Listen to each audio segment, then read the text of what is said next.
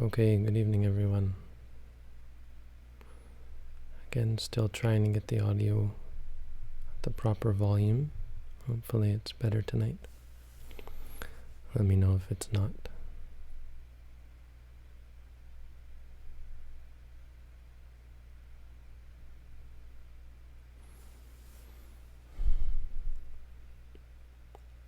So tonight,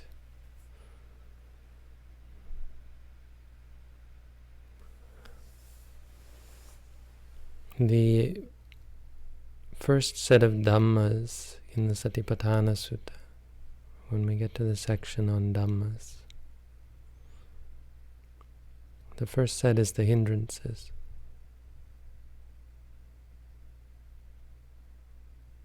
And you got to think there's a reason for that. Right before all other Dhammas, for someone who's practicing Satipatthana, practicing mindfulness, the first thing outside of the body, the feelings, the mind, is the hindrances, the things that will get in your way. Certainly whatever the reason, the actual reason for that is, it certainly is useful to give them to meditators in the beginning, because that's when, of course, they're the strongest.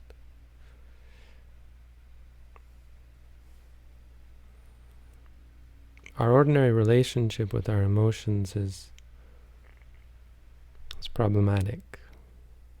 It's backwards, really.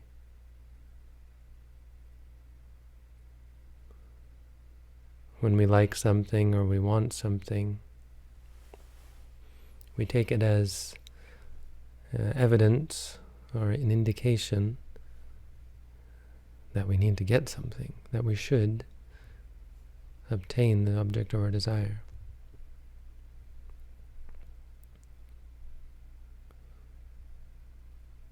When we dislike something or angry at something, we take it as an indication that we should do whatever we can to get rid of it.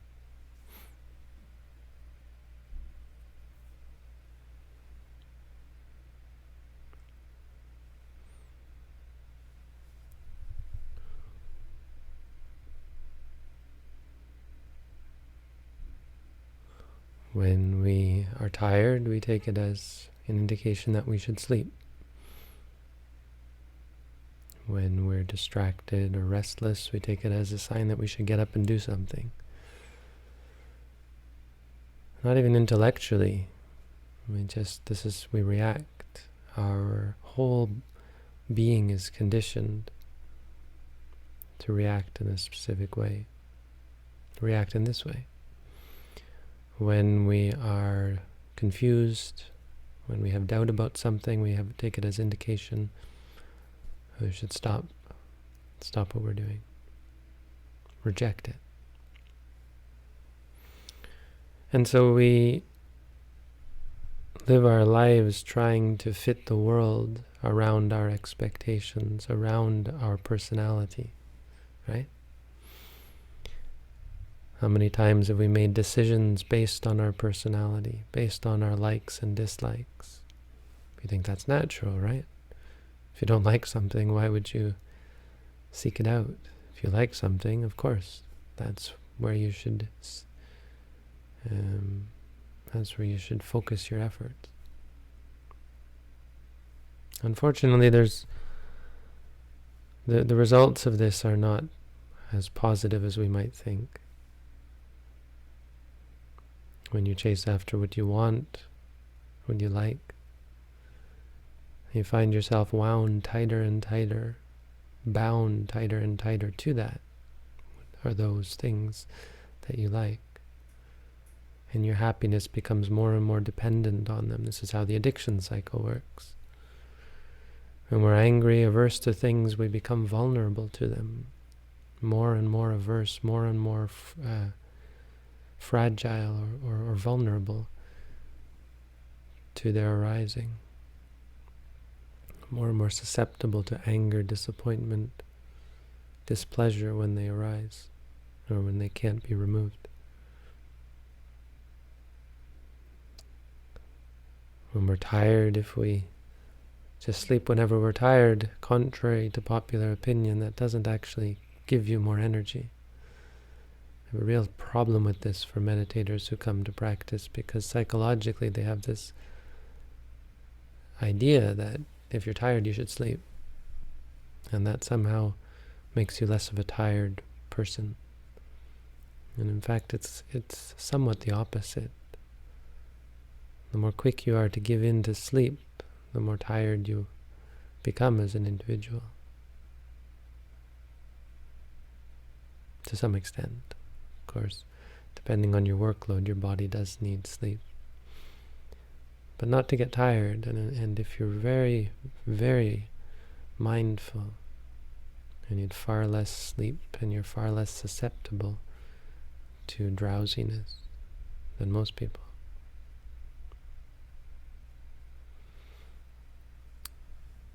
If you're restless and you just get up and go, you become restless, you become distracted as an individual, reacting to our emotions, trying to fit the world around our emotions rather than learn to have our emotions fit the world. And to see how our emotions are really the biggest reason for us not being able to fit into the world properly or without stress or suffering. When we have doubt or confusion, if we're always doubting, then we just become someone who doubts everything. We can never accomplish anything of any great significance because the habit of doubt comes up. And unless we're able to see quick results, well, even if we are, in fact, we find ourselves doubting even those things that are right in front of us, clearly observable. This happens for meditators. They'll come, they'll get good results, and then they'll start doubting. One day they'll have great results and be sure of the practice. Next day they forget all about those results and the doubt comes back. And the doubt overrides the good results.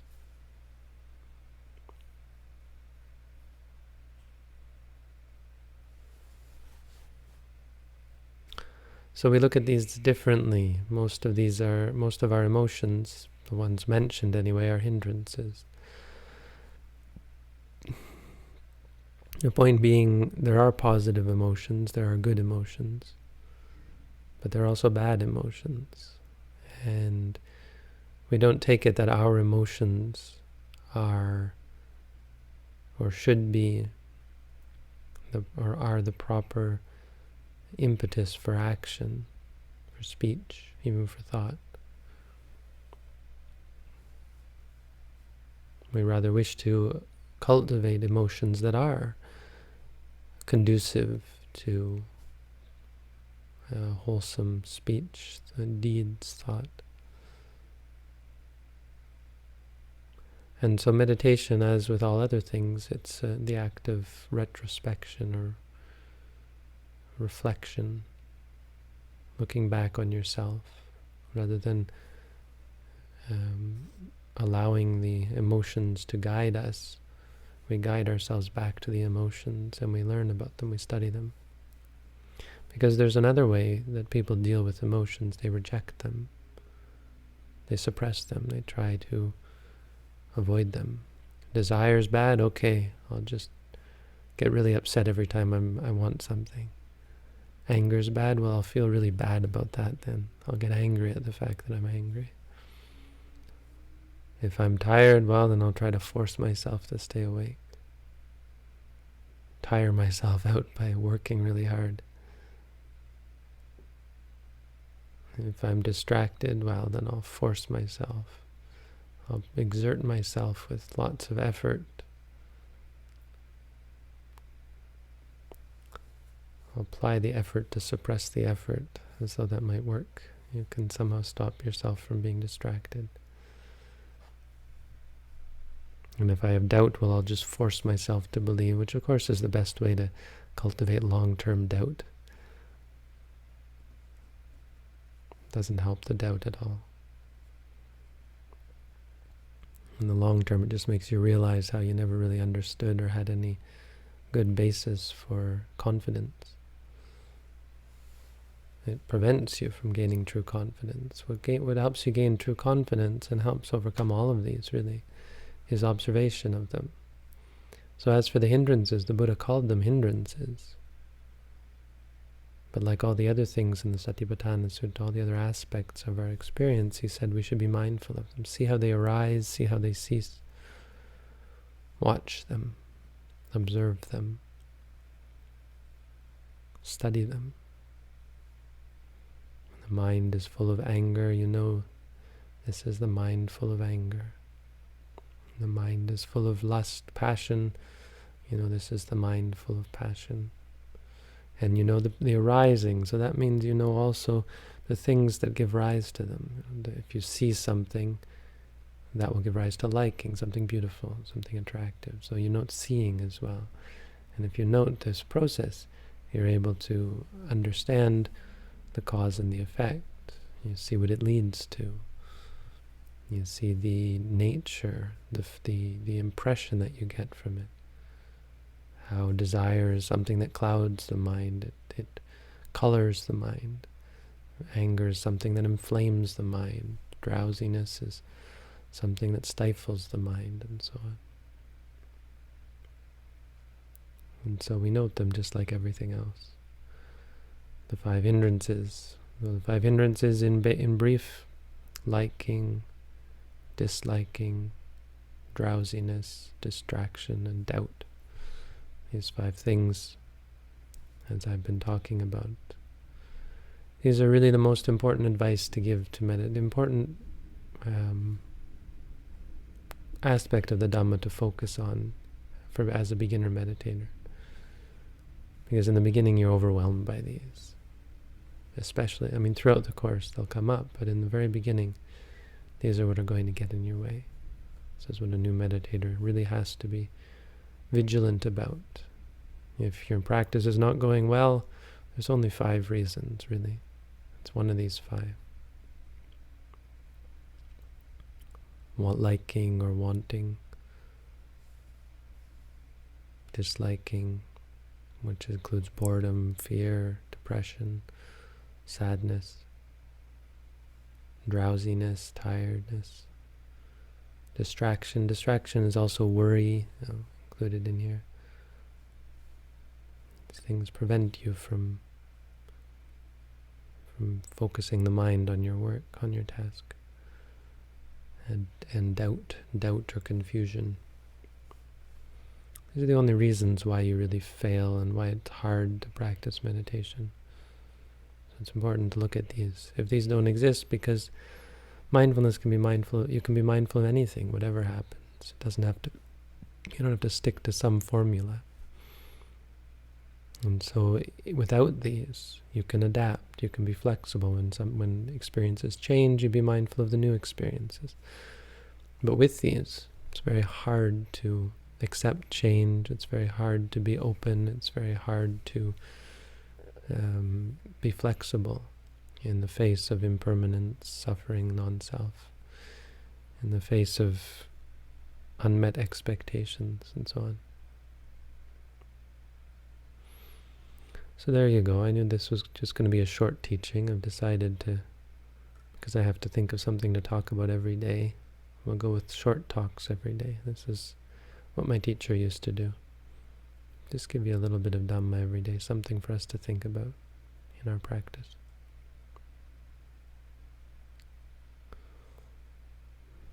So there you go. That's the Dhamma for tonight.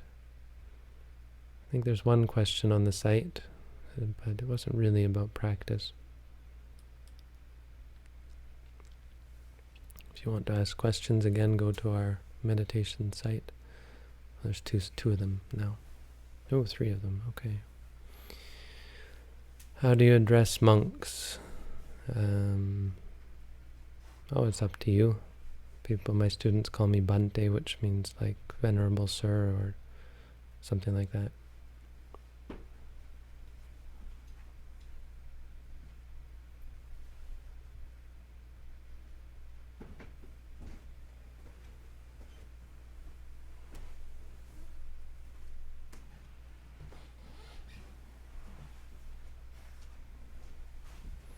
Can one become a Buddhist monk and still keep in touch with family members? Yes, sure. Go to weddings, funerals? Funerals maybe. Weddings might be problematic because being around alcohol is I mean, it's not like you're going to drink, but it's not really a place for a Buddhist monk. It's called agochara. There are places that are not really proper for Buddhist monks, and places where they're drinking alcohol is getting there. I mean, there's no specific rule, but my rule of thumb is places where there's alcohol, use discretion. But wedding ceremonies, maybe. On the other hand, yeah, wedding ceremony, maybe.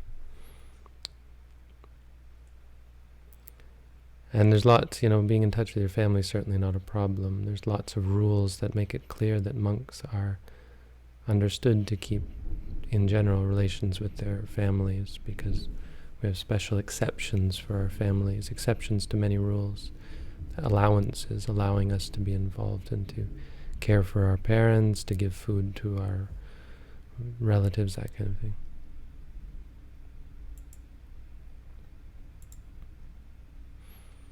When craving arises, how should I go about cutting it out? Well, you should read my booklet on how to meditate. You can watch my video on pornography. It's my most popular video, probably by the title. But I don't know, it's a long, maybe a little bit rambling, I don't know, but I think there's some good stuff in there. It's very popular, for whatever reason.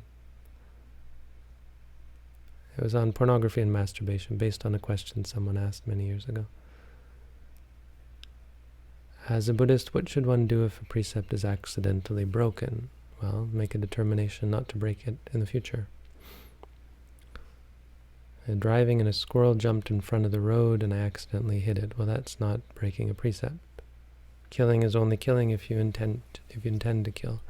The fact that you feel bad about it is the real problem. It's a problem because it's causing suffering. You didn't intend for the squirrel to die. There's no reason for you to be upset. If it was a person who jumped out in front of your car, nobody would come after you. The law wouldn't come after you unless you were speeding or reckless or something like that. I mean, even then, I don't think you'd be caught for manslaughter because a person jumped out in front of you on the road. I don't know. But yeah, that's certainly not a bad thing. But the bad thing is the guilt and the feeling bad about it. You should be mindful of that and learn to let it go. You'll be happier.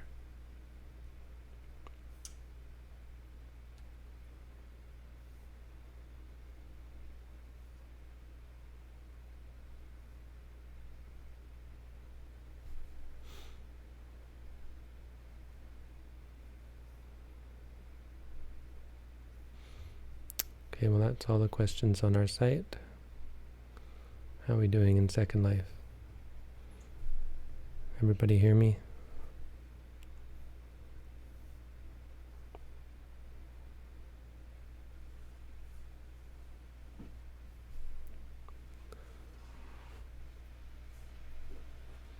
Okay.